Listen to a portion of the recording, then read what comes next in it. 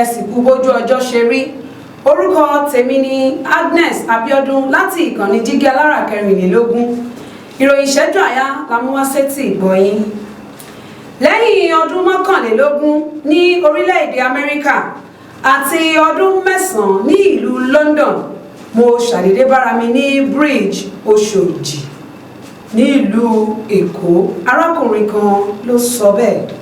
Adájọ́ ilé ẹjọ́ kan ní Ìkẹjà ti kìlọ̀ fún àwọn aráàlú pé ẹnikẹ́ni kò gbọ́dọ̀ fi oògùn sílẹ̀ sínú ilé ẹjọ́ òun. Owó ilẹ̀ wa Nàìjíríà ti padà dínwó sí dọ́là ní ọjọ́ Ajé 20 oṣù kọkànlá ọdún 2023 tí ó sì padà sí 750 naira 14 kobo. Ọmọ kògbókògbó tí àwọn eléyìnbó ń pè ní premature 28 kúrò ní Gaza lọ Egypt láti gba ìtọ́jú. Bàtà mi ẹsẹ̀ kan làwọn ìkà lò láti mú kí ẹsẹ̀ mi méjèèjì rọ. Grace Garuba ló sọ bẹ́ẹ̀.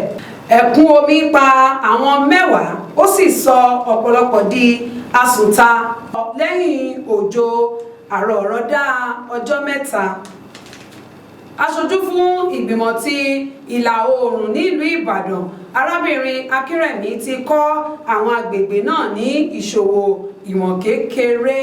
Ìpínlẹ̀ Ọ̀yọ́ ti búra, ó sì ti ṣe ìpinnu láti fi òpin sí ìgbẹ́ yíyà ní gbangba kó tó di ọdún 2028.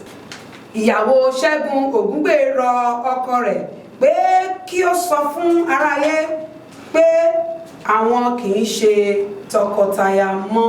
Kò ní jù báyìí lọ lórí ìròyìn ìṣẹ́jú àáyá. Lẹ́ẹ̀kan sí, Agness Abiodun lórúkọ tèmi. Ẹ máa yáṣẹ́.